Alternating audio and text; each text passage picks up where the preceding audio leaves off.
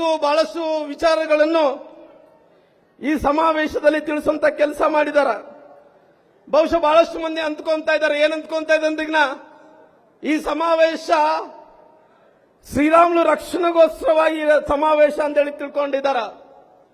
ಜನಾರ್ದನ್ ರೆಡ್ಡಿ ಅವರು ರಕ್ಷಣೆಗೋಸ್ಕರವಾಗಿ ಸಮಾವೇಶ ಅಂದುಕೊಂಡಿದ್ದಾರೆ.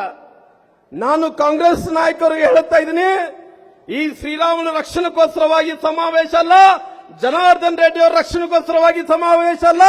ಇವತ್ತು ವಿಜಯನಗರ ಜಿಲ್ಲೆ, ಬಳ್ಳಾರಿ ಜಿಲ್ಲೆ, ಕಲ್ಯಾಣ ಕರ್ನಾಟಕಕ್ಕೋಸ್ಕರವಾಗಿ ರಕ್ಷಣೆ ಸಲುವಾಗಿ ಸಮಾವೇಶ ನಡೀತಾ ಇದೆ ಇವತ್ತು. ಯಾಕಂದ್ರೆ ಇವತ್ತು ನಮ್ಮ ಬಳ್ಳಾರಿ ವಿಜಯನಗರ ಜಿಲ್ಲೆ, ಕೊಪ್ಪಳ ಜಿಲ್ಲೆ, ನಮ್ಮ ಕಲ್ಯಾಣ ಕರ್ನಾಟಕ ಭಾಗದಲ್ಲಿ ಇವತ್ತು ರಕ್ಷಣೆ ಮಾಡಬೇಕು, ಈ ಭಾಗದಲ್ಲಿದ್ದಂತ ಜನರನ್ನು ರಕ್ಷಣೆ ಮಾಡಬೇಕೆಂದೇಳಿ ಸಮಾವೇಶ ಮಾಡ್ತಾ ಇದೀವಿ. ಬಹುಶಃ ನೀವೆಲ್ಲರೂ ಕೂಡ ನೋಡಿರ್ಬೋದು, 1ನೇ ತಾರೀಕಾದಂತ ಘಟನೆಯ ಬಗ್ಗೆ ಎಲ್ಲರೂ ಕೂಡ ಉಲ್ಲೇಖನೆ ಮಾಡಿದಾರ. ಇವತ್ತು ಈ ಭಾಗದ ಶಾಸಕರಾದಂತ ನಾರಾ ಭರತ್ ರೆಡ್ಡಿ ಅವರು ಬಹುಶಃ ಇವತ್ತು ಸಣ್ಣ ವಯಸ್ಸಿನಲ್ಲಿ MLA ಆಗಿದ್ದಾರೆ. ಸಣ್ಣ ವಯಸ್ಸಿನಲ್ಲಿ MLA ಆಗಿ ಅವ್ರು ಯಾವ ರೀತಿಯಲ್ಲಿ ದರ್ಪ ನೋಡಿಸ್ತಾ ಇದ್ದಾರೆ ನೋಡ್ರಿ. ನಾನಾಗಿರ್ಬೋದು, ಜನಾರ್ದನ್ ರೆಡ್ಡಿ ಅವರಾಗಿರ್ಬೋದು, 30 ವರ್ಷಗಳ ಕಾಲ ರಾಜಕಾರಣ ಮಾಡಿ ಸುಮಾರಾಗಿ ನಾನು ಕೂಡ 6 ಬಾರಿ MLA ಆಗಿದ್ದೀನಿ, 1 ಬಾರಿ MP ಆಗಿದ್ದೀನಿ, 4 ಬಾರಿ ಮಂತ್ರಿ ಆಗಿದ್ದೀನಿ, ಅವ್ರು ಕೂಡ 2 ಬಾರಿ ಶಾಸಕರಾದ ಮಂತ್ರಿಗಳಾಗಿದ್ದೀವಿ, ಅನೇಕ ಮಂತ್ರಿಗಳಾಗಿದ್ದೀವಿ. ಯಾವತ್ತಿನ 30 ವರ್ಷ ರಾಜಕಾರಣ ಜೀವನದಲ್ಲಿ ರಾಮುಲು ಅವರೇ ತಾವು ಈ ರೀತಿ ಕೆಟ್ಟ ಕೆಲಸ ಮಾಡಿದರೆ ಒಂದು ಕಪ್ಪು ಚುಕ್ಕೆಯನ್ನು ನೋಡಿಸ್ರಿ.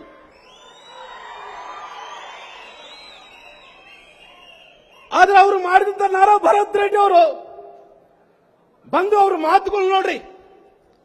ಲಂಡನ್ ಅಲ್ಲಿ ಓದಿನಿ ಅಂತಾನ, ನಾನು ಶ್ರೀಮಂತ ಅಂತಾನ, ನಮ್ಗೇನು ಕಡಿಮಿಲ್ಲ ಅಂತಾನ, ಏನು ಬಾಯಿ ಬಂದಾಗ ಮಾತಾಡ್ತಾನ. ಸ್ವಾಮಿ ಎಲ್ಲಿ ಹೋದ್ರೆ ಏನು, ಎಲ್ಲಿ ಎಷ್ಟು ದೊಡ್ಡ ಶ್ರೀಮಂತ ಆದ್ರೆ ನೀನು, ಸ್ವಾಮಿ ಎಲ್ಲಿ ಓದಿದ್ದು ಮುಖ್ಯ ಅಲ್ಲ, ನೀನೆಟ್ಟು ಎಷ್ಟು ದೊಡ್ಡ ಶ್ರೀಮಂತ ಅನ್ನೋದು ಮುಖ್ಯ ಅಲ್ಲ. ನಮ್ಮ ಇಂದಿರಾನಗರದಲ್ಲಿ APMC ಬಡವರು ಮಕ್ಕಳಿಗೆ ಯಾವ ರೀತಿ ಸಂಸ್ಕಾರ ಇದೆಯೋ ಆ ಸಂಸ್ಕಾರವನ್ನು ಕಲಿಯುವಂತ ಕೆಲಸ ಆಗಬೇಕು.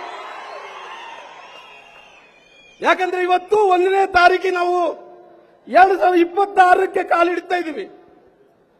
ಆ 2026ಕ್ಕೆ ಕಾಲಿಡುವಂತ ಸಂದರ್ಭದಲ್ಲಿ, ಹೊಸ ವರ್ಷಕ್ಕೆ ಪ್ರವೇಶ ಮಾಡುವಂತ ಸಂದರ್ಭದಲ್ಲಿ ಎಲ್ಲರೂ ಕೂಡ ಖುಷಿಯಿಂದ 2025ನೇ ಇಸ್ವಿ ಮುಗಿತು, 26ನೇ ಇಸ್ವಿಗೆ ಬರಮಾಡ್ಕೊಂತ ಇದ್ವಿ. ಆದ್ರೆ ನಾರಾ ಭರತ್ ರೆಡ್ಡಿ ಅವರು ಜನಾರ್ದನ್ ರೆಡ್ಡಿ ಮನೆಗೆ ಹೋಗಿ ಗುಂಡಾರ್ಸಂತ ಕೆಲಸ ಮಾಡ್ತಾ ಇದ್ದಾರೆ. ಇವತ್ತು ನಾನು ಕೇಳ್ತಾ ಇದ್ದೀನಿ, ಇವತ್ತು ಜನಾರ್ದನ್ ರೆಡ್ಡಿ ಅವರ ಮನೆನೇ ನಿಮಗೆ ಬ್ಯಾನರ್ ಕಟ್ಟಕ್ಕೆ ಬೇಕಾಗಿತ್ತ? ಬೇರೆ ಎಲ್ಲಿ ಸ್ಥಳ ಇದ್ದಿಲ್ಲನಾ? ಏನು ಇವತ್ತಂದ್ರೆ ಜನಾರ್ದನ್ ರೆಡ್ಡಿ ಅವರ ಮನೆಗೆ ಹೋಗ್ಬೇಕು, ಬ್ಯಾನರ್ ಕಟ್ಟೋ ವಿಚಾರದಲ್ಲಿ ಜಗಳ ಪ್ರಾರಂಭ ಮಾಡಬೇಕು, ಅದರ ದೊಡ್ಡದು ಮಾಡಬೇಕು. ದೊಡ್ಡದು ಮಾಡಿದ ನಂತರ ಅವರು ಮನೆಗೆ ನುಗ್ಗಿ ಏನೋ ಮಾಡಿ ಅನಾಹುತ ಮಾಡಿ ನಾವು ಇಡೀ ಕರ್ನಾಟಕ ರಾಜ್ಯಕ್ಕೆ ಹೆಸರು ತಂದ್ಕೋಬೇಕಂದೇಳಿ ಹೋಗಿ ಬೊಕ್ಕ ಬಾರ್ಲಿ ಬಿದ್ದಿದ್ದಾರ.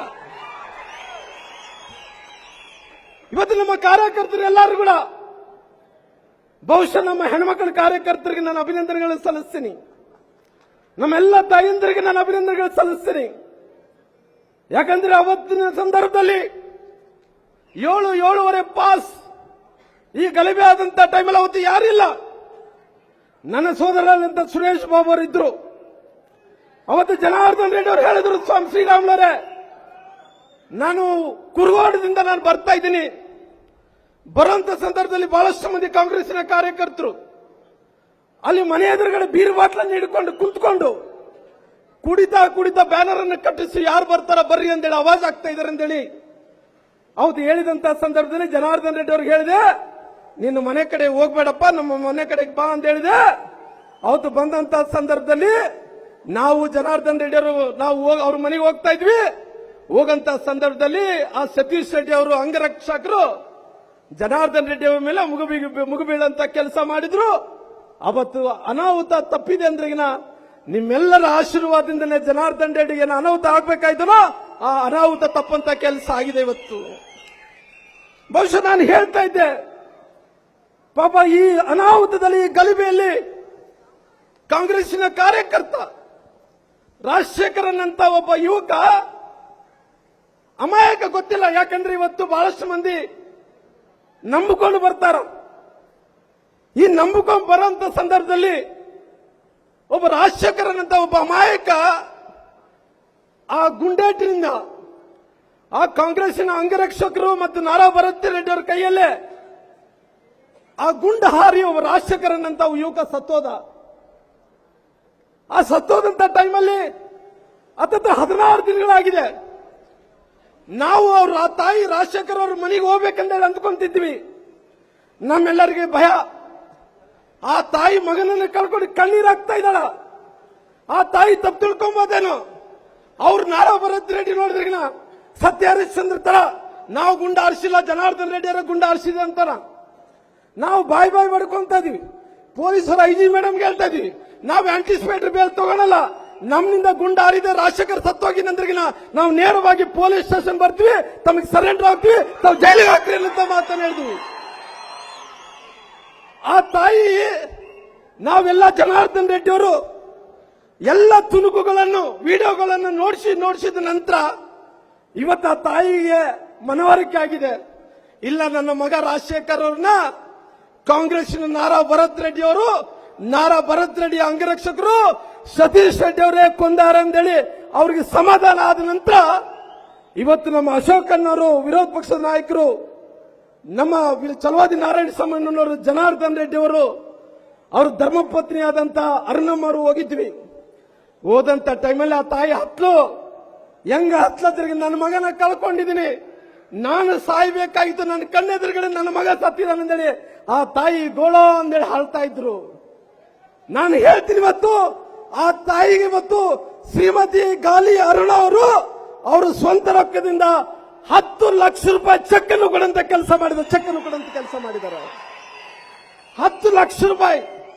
ತಾಯಿ ಮುಂದೆ ನಿನ್ನ ಮಗ ಏನು ಸತ್ತಾನೋ, ನಿನ್ನ ಮಗಗೆ ನಾವು ತನಿಖೆಯನ್ನು ಮಾಡಿಸ್ತೀವಿ, ಯಾರು ನಾರಾ ಭರತ್ ರೆಡ್ಡಿ ಅವರನ್ನು ಕೊಲ್ಲಿದಾರೋ ಅವ್ರಿಗೆ ಶಿಕ್ಷೆಯನ್ನು ಕೊಡುವಂತ ಕೆಲಸ ಮಾಡ್ತೀವಿ ಅಂತ ಮಾತನ್ನು ಕೂಡ ಹೇಳಿದಾರ.